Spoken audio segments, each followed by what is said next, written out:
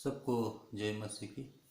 प्रभु में प्यारे भाई और बहनों, इस सुबह के समय में प्रभु का वचन हम लोग ध्यान करेंगे और विशेष करके आज के इस सुबह में परमेश्वर ने मुझसे जो कुछ भी एक शॉर्ट डिवोशन में बात किया वही बात मैं आपको आज शेयर करना चाहता हूँ, ताकि हिम्मत रखे, क्योंकि परमेश्वर आपसे प्यार करता है, और धीरज न खोए, क्योंकि परमेश्वर हमारी हिम्मत बढ़ाता है। आइए प्रार्थना करें। प्यारे परमेश्वर पिता, धन्यवाद देते हैं सुबह के सुंदर समय के लिए।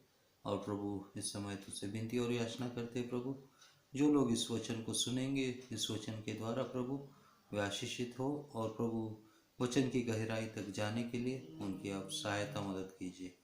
यीशु प्रभु के नाम से मांगते, सुन और कबूल कर, आमीन। भाई, आज सुबह में हम लोग एक वचन को ध्यान से देखेंगे कि किस तरह से यीशु ने जब पतरस को डांटा था, और डांटने के बाद उसके बाद में यहाँ पे वो कह रहे थे कि अभी मैं कुछ दिनों के लिए, कुछ समय के लिए आपके साथ में हूँ। यूहन्ना अध्याय 13 में और 14 के वचन में उनके जो मन की व्याकुलता को देखते हुए यीशु मसीह ने यहाँ पे एक वचन को कहा है कि अपने मन को व्याकुल न होने दो, तुम परमेश्वर में विश्वास करते हो, मुझ में भी विश्वास करो। तुम परमेश्वर पर विश्वास करते हो, मुझ में भी विश्वास करो, अपने मन को व्याकुल न होने दो।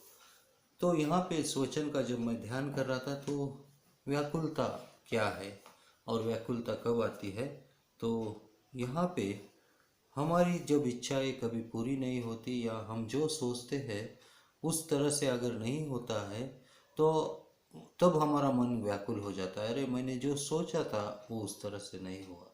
और उसी तरह से यहाँ पे यीशु मसीह ने उनसे कहा था कि अभी आप मुझको देख रहे हो, फिर से मुझको नहीं देखोगे। और जब उन्होंने देखा कि यीशु मसीह उनके साथ खाए पिए सोए और जिए, और उसी तरह से उनके साथ में अपने जीवन व्यतीत किया था, और इसके लिए यहाँ पे वो यीशु मसीह के साथ में कई बार यीशु मसीह ने उन्हें डांटा भी था।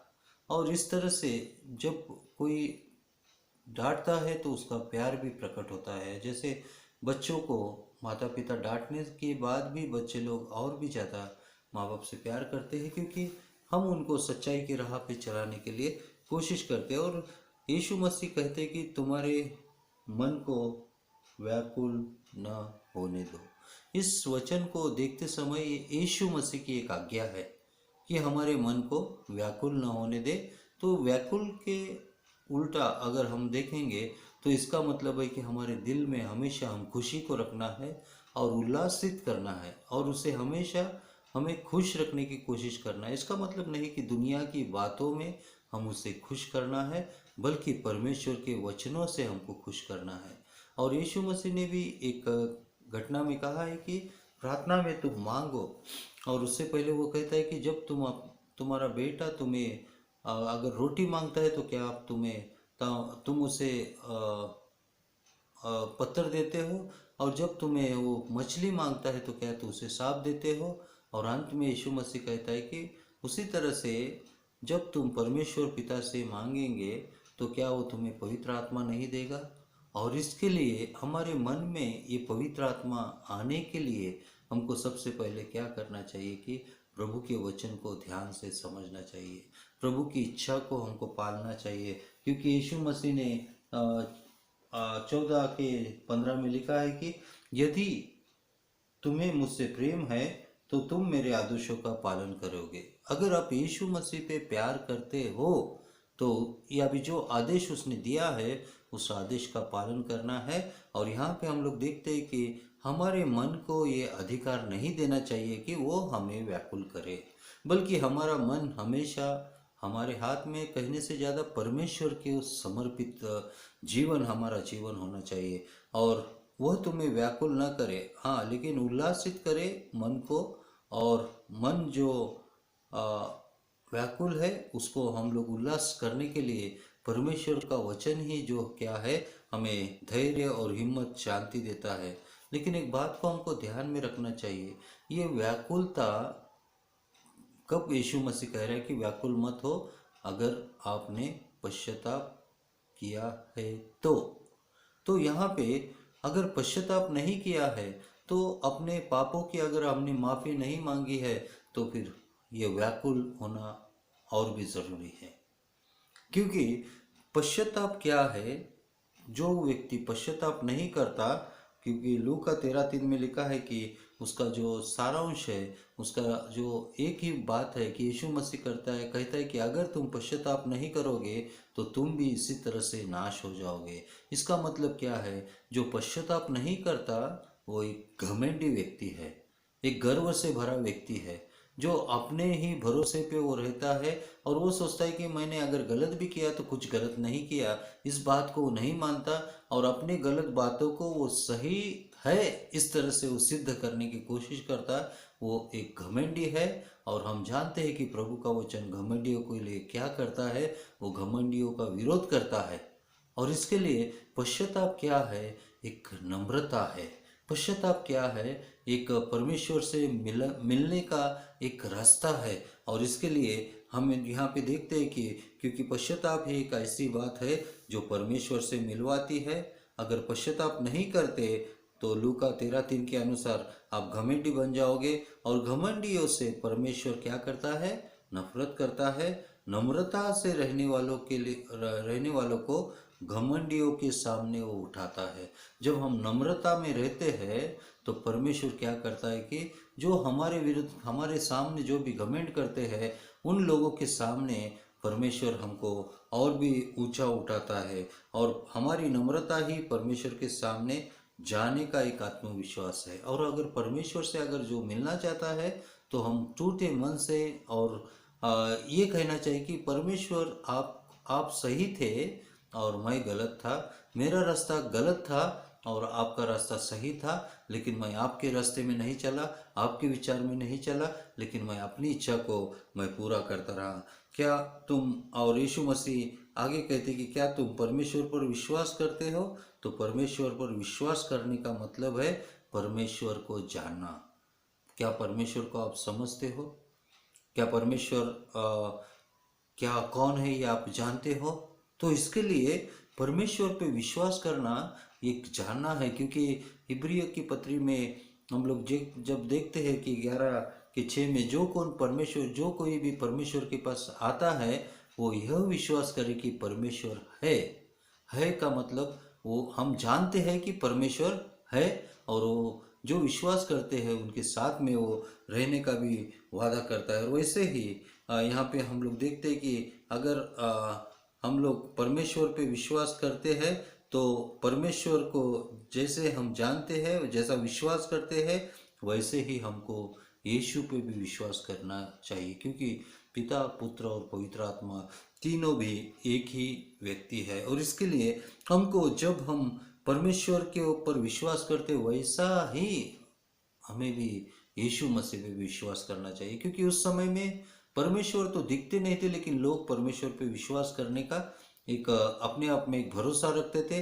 लेकिन यीशु मसीह कहते हैं कि जैसे तुम ना दिखने वाले परमेश्वर पे अभी भरोसा रख रहे हो, वैसे ही तुम अभी यीशु मसीह पे भी तुम क्या करो, विश्वास करो। तो जो यीशु का मतलब है बचाने वाले पे विश्वास करो। और उसी तरह से वो हमें पाप से छुड़ाने के लिए इस दुनिया में आया है और इसके लिए हमको यीशु मसीह पे विश्वास करना है। और दूसरी बात, वहाँ पे यीशु मसीह का नाम इमानुएल भी है। इमानुएल का मतलब परमेश्वर हमारे साथ में है। और अगर हम इंटरप्रिटेशन करें तो यहाँ पे होता है कि यीशु मसीह हमें पापों से बचाने के लिए, पापों से छुड़ाने के लिए और बाद में परमेश्वर से मिलवाने के लिए। और एक दिन हमको जब यीशु मसीह आएंगे, ये तो यहाँ पे क्रिस्त का मतलब या मसीहा का मतलब वो हमें साथ लेने जाने को आएंगे। क्योंकि एक अभिषिक्त राजा के रूप में यीशु मसीह उस समय में आएंगे। और इसके लिए हमको यीशु मसीह के ऊपर विश्वास करना चाहिए। और यहाँ पे हमने देखा है कि परमेश्वर हमारे साथ है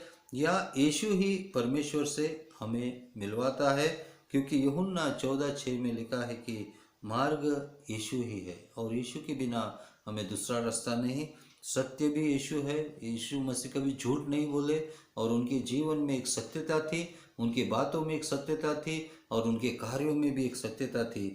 और उसके लिए यीशु मसीह के द्वारा बड़े बड़े महत्कार चमत्कार भी हम लोग यहाँ पे देखते हैं। और यीशु मसीह जीवन है और वो जीवित रखता है। और हमें हमेशा जीवित का मतलब क्या है, एक प्रफुल्लित जीवन देता है, एक हंसी खुशी का हमको जीवन देता है। लेकिन अगर हमने पश्चाताप नहीं किया तो हमें व्याकुल होना चाहिए।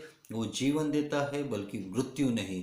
और इसके लिए वो उसने कहा है कि पुनरुत्थान और जीवन मैं ही हूँ। और इसके लिए हमको यीशु मसीह के लिए विश्वास करना चाहिए। और उसी तरह से यूहन्ना 10:7 में भी कहता है कि मैं ही द्वार हूँ। और यीशु मसीह जब द्वार है तो हम डायरेक्ट परमेश्वर के पास जा नहीं सकते। और उससे पहले यीशु मसीह कहते हैं कि जो लोग दीवार फांद के आते हैं वो चोर और लुटेरे हैं।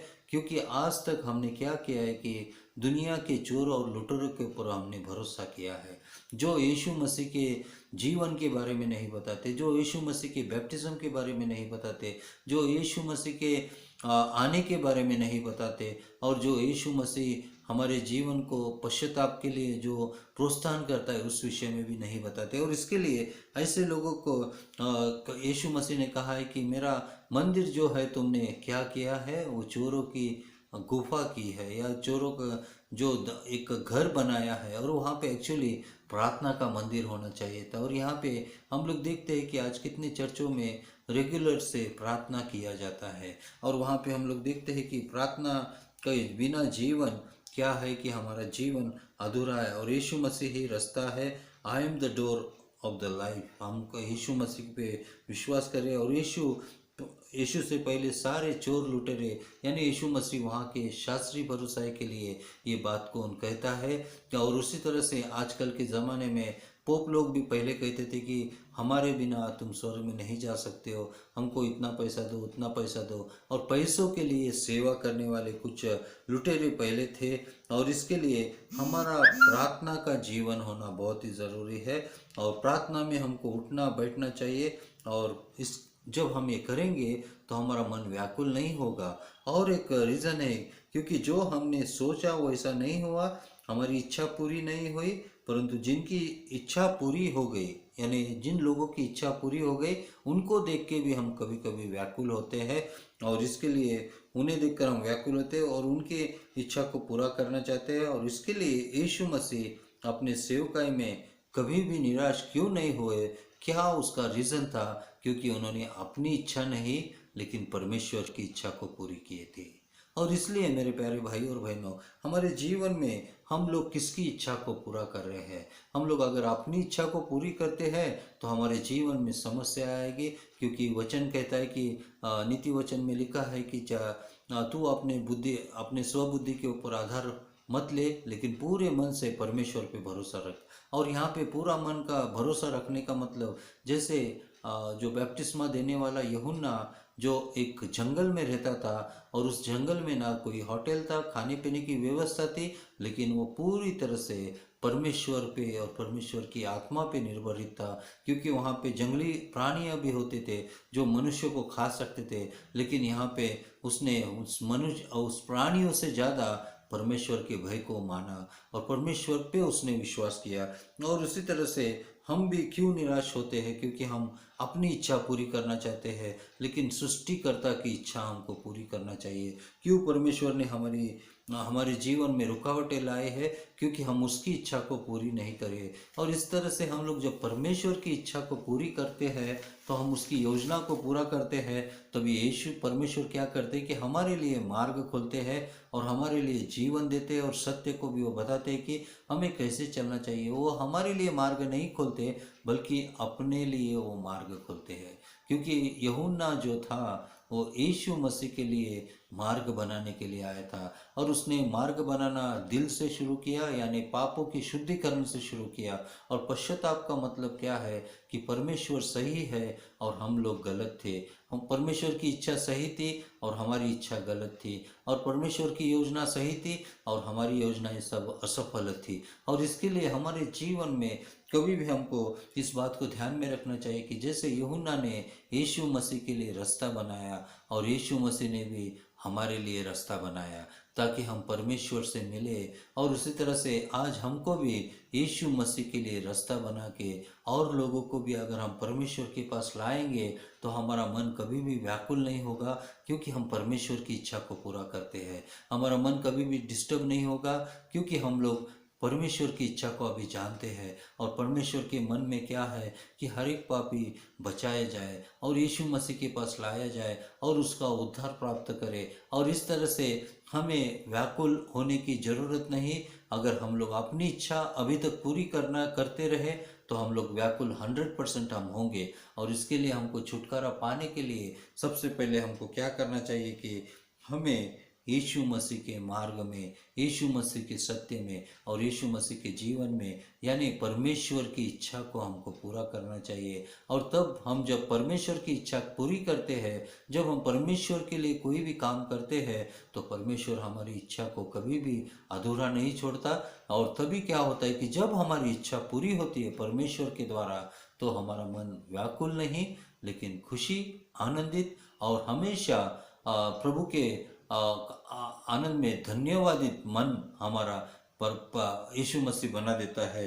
और धन्यवादित का आनंद हमारे जीवन में हमेशा आने लगता है, क्योंकि परमेश्वर ने जो भी किया है हमारे जीवन में उसकी महिमा के लिए किया है। और जब उसके महिमा के लिए हम लोग करते हैं तो परमेश्वर हमारी भी महिमा को बढ़ाता है। परमेश्वर करे, प्रभु यीशु करे आप सबके संग साथ रहे और इस वचन के द्वारा तुम्हारा मन व्याकुल न हो, क्योंकि परमेश्वर यीशु मसीह की आज्ञा है, आज्ञा मानो और उस पर चलो। और अपनी इच्छा नहीं लेकिन परमेश्वर की इच्छा पूरी करो, तभी पश्चाताप करो और यीशु मसीह के पास आ जाओ। यीशु मसीह आपको आज बुलाता है, यीशु मसीह आपसे प्यार करता है और यीशु मसीह आपके जीवन में कार्य करना आरंभ करता है। तो मेरे प्यारे भाई और बहनों, आज से आप कभी भी व्याकुल ना हो, कभी भी भयभीत ना हो, कभी भी डरो मत, क्योंकि मार्ग, सत्य, जीवन यीशु ही है और वही हमें रास्ता दिखाता है जो स्वर्ग के राज्य तक हमको चलाता है। परमेश्वर पिता आप सबको आशीष दे। प्रभु परमेश्वर धन्यवाद देते हैं आज के वचन के लिए। तूने जो हमसे आज बोला है प्रभु, उस वचन को पूरा करने के लिए भी सहायता मदद कर। हम अपने जीवन में व्याकुल न बने बल्कि हम हमेशा खुशी और आनंद मनाते रहे, ताकि हम आपकी इच्छा को पूरी कर सके। इस समय प्रभु हम लोगों को भी तेरे पास लाने के लिए हमारे जीवन को बदलिए प्रभु, क्योंकि पश्चाताप का बैप्टिज्म के बाद में यीशु मसीह का बैप्टिज्म जो पवित्र आत्मा है, और वही पवित्र आत्मा की अगुवाई में हम लोगों के पास जा सकते हैं। और इसके लिए आज के दिन प्रभु हम तेरे हाथों में सौंपते हुए आज के संडे में प्रभु हम तेरे वचन को सुने और वचन पे चलने वाले बने, ऐसी हमारी प्रार्थना यीशु आपको धन्यवाद देते हुए सारी प्रार्थनाएं यीशु आपके ही नाम से मांगते, सुन और कबूल कर। आमीन। धन्यवाद।